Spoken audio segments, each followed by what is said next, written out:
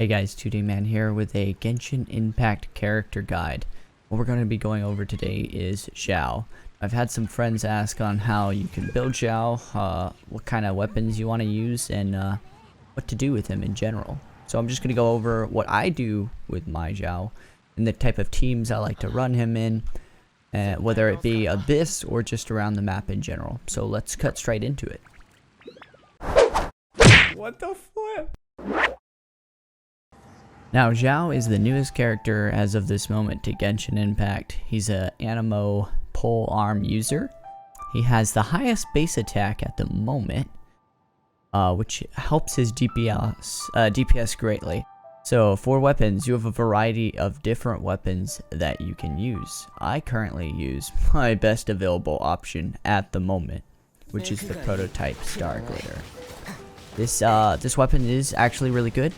It provides energy recharge. Probably one of the best free-to-play weapon you can get for him. It actually outperforms the Crescent Pike. And the reasons being, the physical damage bonus that you get from this Crescent Pike does not apply to Xiao when he uses his ultimate, because he converts it to Anemo damage. So, the prototype Star Glitter will be your best weapon that you can forge in case you don't have anything good. As for 4 stars, one of your best choices is going to be either the Black Cliff, right? Which is going to be, if you don't have it, then you probably can't get it at the moment because it's not in the shop. It's a weapon from the shop that you get with your Star Glitter. There's also the Favonius Lance, which is another really great weapon. And one weapon that I plan on getting in the future is the Deathmatch. A very good weapon that you can get from the Battle Pass if you're willing to splurge a little bit money on that Battle Pass. You do have to get to level 30 on the Battle Pass to unlock it. But it's a very good weapon that provides crit rate and an attack bonus depending on how many opponents you have nearby you. If you have a 5-star spear, then that's definitely your best option. So, artifacts. So, if you're trying to get the most damage out of his plunge attack, you can go with the Viridescent Veneer 2-piece, which is this Anemo set. Get a 2-piece of that, and a 2-piece Gladiator. What this will provide is a 15% Anemo damage bonus, so that your ultimate provides more Anemo damage. It gives it a boost. As well as you get a plus 18% increase in your attack by the Gladiator set. Now, what you could do, and this depends, and I'll show you guys a clip of the comparison. What I currently do is I don't have a very good Anemo set that I'm actually kind of happy with. So I run a 4-piece Gladiator set. And it kind of depends on your playstyle, but when you run a 4-piece Gladiator set, you actually get a bonus in your normal attack damage by 35%, which is a significant increase. And as you'll see in this clip is a comparison between just doing plunge attacks and also normal attacks. The advantage of having normal attacks is that you proc your teammates' ultimates if they have like an ultimate that can stack with his more often when you use the normal attacks. But you do get a lot of beefy damage when you do the plunge. That's all personal preference depending on your play style. I do like using the normal attacks with sparing plunges here and there. The plunge is good, especially at staggering opponents in the Abyss that you don't want to have to deal with. But yeah, so you're preferably going to run a Anemo damage bonus goblet for his goblet, as it's the only artifact piece that can actually boost your Anemo damage as an individual piece. As for the feather, you're going to want attack. The sands, you're going to want attack. And, of course, you're going to have an HP flower. But you will want to prioritize crit rate and crit damage with energy recharge as well. Elementary Mastery is kind of is okay, but it's not that great. You never really use it. I mean, swirl damage is okay, but it's not something to focus on. As for the helmet, it really depends on your weapon. He has an inherent ability to build up his crit rate as you ascend him. His crit rate will increase to a 24%. So if he's at level 80, he'll have 24% crit rate just already built in initially, which is really good. Makes it a lot easier to build them up and to build really good crit rate. So I'm running a crit rate helmet, but I'm probably going to switch to a crit damage crown in the future, because I'm going to get a weapon that has crit rate, right? So it really depends on your weapon. If you have a crit rate weapon, then you're probably going to want a crit damage crown. But if you have a crit damage helmet, then you're going to want a crit rate. Now for me, if I go to his attributes, correct, I have a 68 crit rate with 130. I'm kind of running a little low on the crit damage. Preferably you want to be in the 140 range. This is pretty good for now, until I get my weapon changed and I can kind of modify my artifacts to get up to that 140. As for talents, what you want to focus on is his normal. This should be your #1 priority, leveling this up. In fact, aside from ascending him, this is probably what you want to level up the most, aside, that and his weapon. And you'll see, this is where you'll see the biggest difference or increase in your capabilities and damage output. It's because it influences his ultimate. After that, you're going to want to use increase his ultimate, right? Which will, on top of that, boost your normals and your plunge attacks.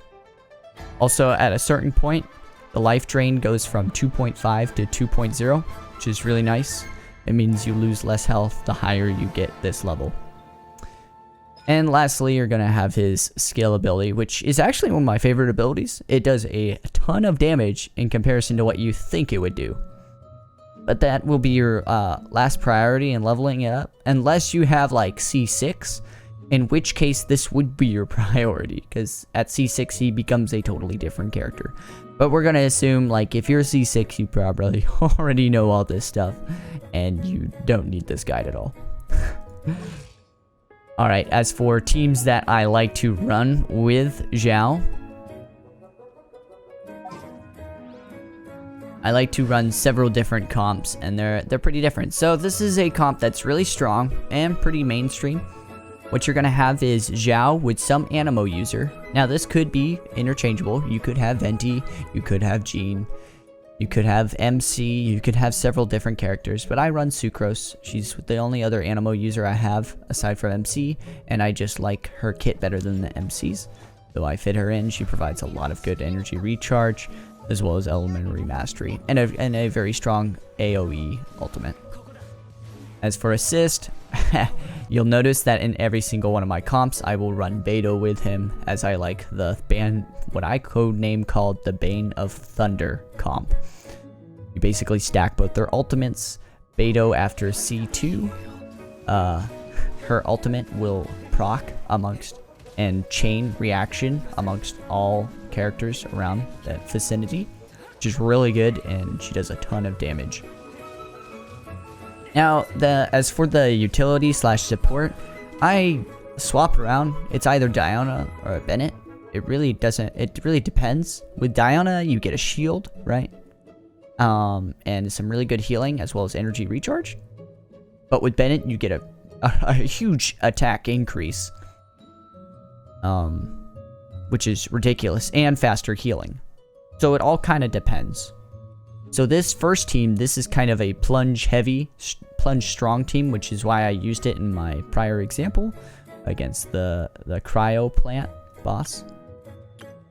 Another team that I like to run is this. It's like an avatar team, right? So you can stack Beidou's and Xingqiu's ultimates with Xiao's, and they just become a force to be reckoned with.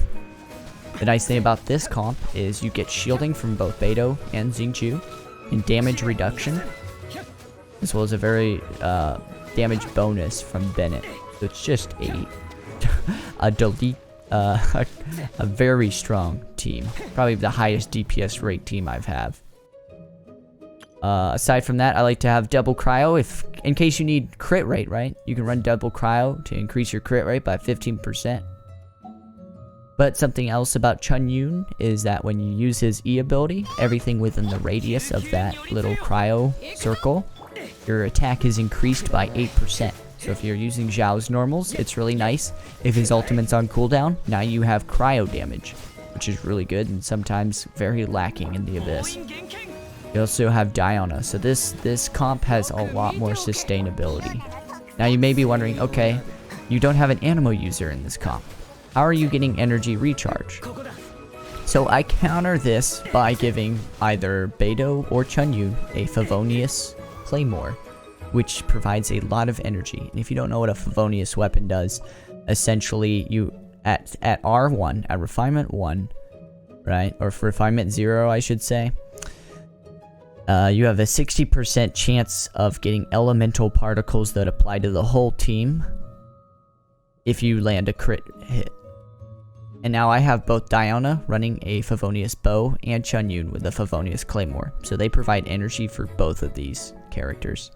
So energy is not a problem, especially since I have an energy recharge pole arm.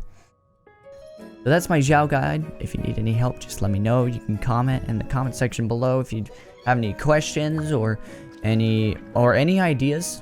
Maybe there was something I messed up on that you could correct me on, or you've got any theory crafting or any of that stuff. Just let me know. It'd be cool. But yeah, this is just my Xiao guide, and good luck with building your Xiaos, and you guys will probably be stronger than me in no time. Until then, see you next time.